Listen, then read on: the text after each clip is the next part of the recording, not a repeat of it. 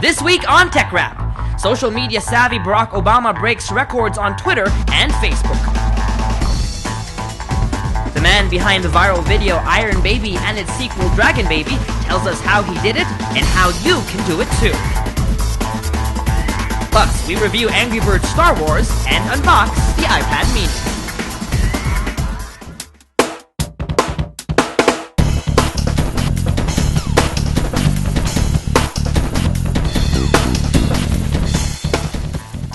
Hi, I'm Michael Josh, and this is TechRap. America elects President Barack Obama for another term in office. Social media played a big part in the campaign of this tech-savvy president, and it comes as no surprise that Obama went to Twitter and Facebook to confirm his victory. Shortly after TV networks announced his victory, the US president tweeted 4 more years and a photo of him hugging his wife, Michelle. Last time we checked, the post was retweeted more than 800,000 times. The same post on Facebook has over 4.1 million likes, making it the most retweeted and liked post in social media history. When was the last time Filipinos got access to a tech product first? Well, just this week, the Philippines became the first and only country in the whole world to get access to Google's new service, Google Free Zone. The service launches in partnership with Globe Telecom and allows prepaid Globe and TM subscribers free access to Gmail, Google+, and Google Search even without a data plan. Fair warning though, once you click on links outside of Google's services, including downloading attachments, you'll be charged normal data rates. Google says that this move aims to reach out to, quote, the next billion users of the internet, and it is targeting emerging markets. Expect the service to be available in more countries soon. Instagram rolls out new profile pages, allowing users to view, like, or comment on photos, or follow new users, all from a web browser. When it first launched in October of 2010, Instagram was exclusively an iOS app. It wasn't until April of this year that it opened its doors to Android users. Web users were left out of the equation, but could get around this and view photos on their browser using third-party services like Webstagram or Statagram, or by using the Chrome extension. While it now sort of embraces the web, you still can't upload photos using a browser. The service, after all, is primarily intended for those who want to share photos taken on their smartphones. The web interface looks sleek with a Facebook-style timeline cover of moving images from your own collection. On Twitter, @JoshTadena says, "It looks great, but I'm never leaving Webstagram." He doesn't really tell us why, but maybe that's because Webstagram is still full-featured. Instagram says it'll be rolling out the feature over the course of the next week, so if you haven't gotten it yet, keep on checking. Your profile should be on Instagram.com/your username.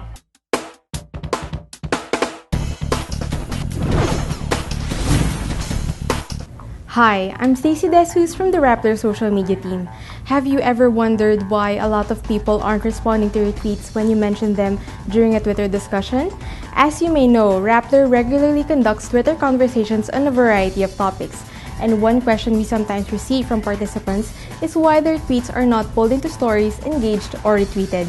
Don't worry, we're not ignoring you. The truth of the matter is, we can't see your tweets if your Twitter profile is set to private.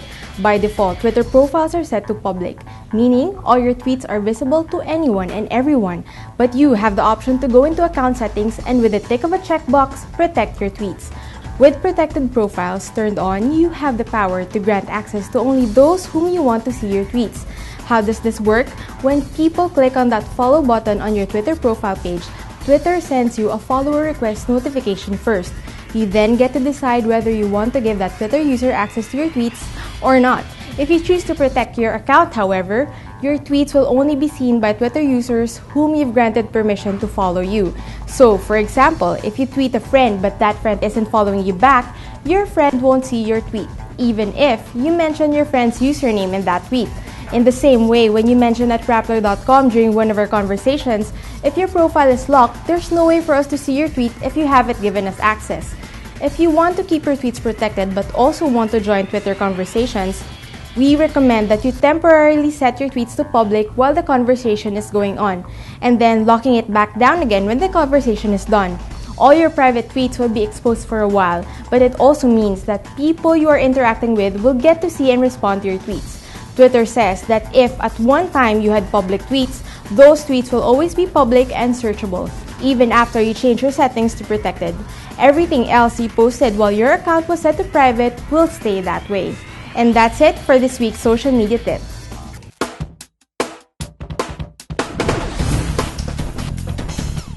Last time we featured the Bad Piggies on our show, I got a tweet from the Angry Birds telling me they hope to win me over with their upcoming game, Angry Birds Star Wars. Well, the game finally launches late this week, and of course, I made sure to grab myself a copy.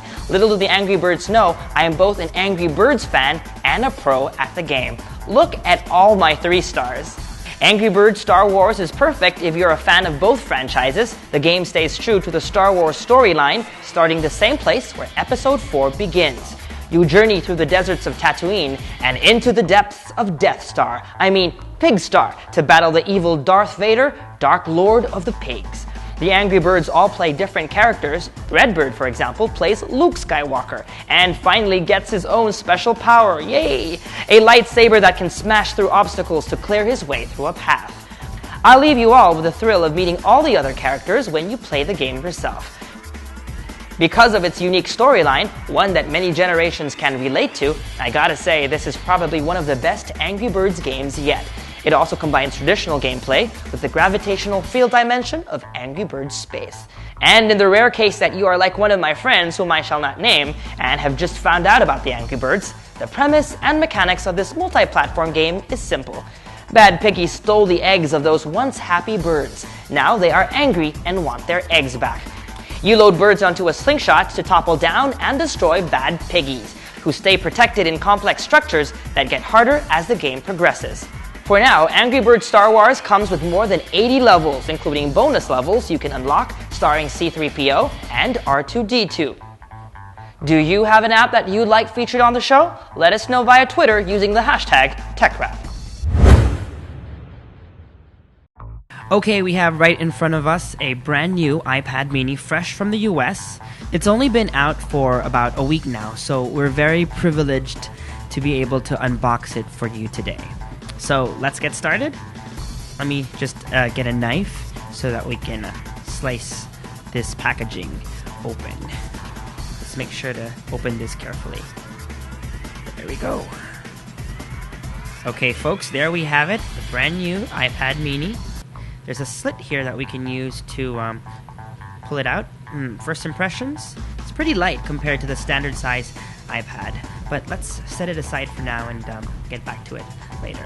Okay, so we have a 5-watt charger compared to the 10-watt charger of the normal sized iPads. This is the same size and the same charger that comes with the iPhones.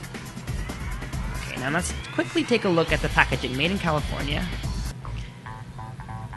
And there you go. Inside it are manuals, some brochures, and let's not forget the stickers, which come with all Apple devices. And of course, let's not forget the brand new USB to Lightning cable. This replaces a 30-pin cable that came with previous iPhones and iPod Touches and iPads. Now let's take a look at the iPad mini. Okay, as you can see, I'm holding it with one hand. It's pretty okay to hold with one hand. Now let's go over the specs. The new iPad mini comes with a 7.9-inch display diagonally. At the back is a 5-megapixel camera. It does not come with a flash. On the bottom are 2 grills for its stereo speakers and of course the Lightning port. In front is its 1.2 megapixel front-facing camera. On top is its earphone jack, noise-canceling microphone, and power on and off button. On its left side is a button where you can toggle the screen orientation, and of course it can also be the mute button depending on how you set it, and the volume up and down switch. Now the iPad mini is perfect for several activities, including browsing web pages like Rappler.com. It's also a great size for playing games like this one, which is Temple Run. And of course, it's also great for watching movies or videos like TechRap. Well, there you have it, folks, our unboxing of the iPad mini. With over 15 million views on YouTube, chances are you've seen the 2010 viral video, Iron Baby. This week, a sequel was released, and it's already surpassed the original in views. Dragon Baby, starring Iron Baby's younger brother, features 17-month-old Romeo Elvis, whose killer Bruce Lee kung fu moves are good enough to single-handedly slay a dragon. The obvious question on everybody's mind is, how was the movie done? Earlier this week, TechRap spoke to Boivin, the creator of the short film and father to the two adorable babies, and he tells us exactly how both films were executed. Romeo is 16 months, 17 now, and I would say that he was the hardest part of this project. I mean, shooting my boy, I mean, you cannot ask a baby to do what you want. So you can't give him direction. No, you need to play with him and try to figure out what he's gonna do if you do this. And so it took me a while to shoot what I have actually in the clip with Romeo. What is real and what is not real in that video, and how did you get him to do all those Bruce Lee moves? Well, actually, everything is real. A friend of mine who's a costume designer, we created the dragon Teddy and the Bruce Lee costume, small size for the baby, and then we reproduced this adult size. So it looks the same in terms of proportions. Then I've been working with two stuntmen, and we shot this outside over a green screen. We did everything, and then I shot my son over a green screen with the costume, but just to be able to take the shoulders and the head. So I was moving my kid the way I thought I needed him to move in order to fit the body that I shot. And then I just replaced the head and the hands over the kung fu shots, and that's it. If I wanted to do what you're doing right now, what software and what hardware will I need to get started? After Effects is a great tool. For the stop motion, I usually work with Dragon Stop Motion, which is the best stop motion tool of all. And I'm shooting with Canon. I've been working with Canon all my life. This year I bought myself a C300. It's kind of the new camera that allows you to do amazing camera work, really. What can you suggest to people out there, artists who would like to learn the craft? You know, as for me, I don't think I had the talent in me to start with, but I just wanted to do it so bad that I was working day and night, 7 days a week for many, many years just because I wanted to do that. So now I think all the experience that I have helps me do, in a way, whatever I want. But it's not a question of talent. I think you gain talent by working hard. That's my only advice I can give. For the full interview, check out our story on Rappler.com.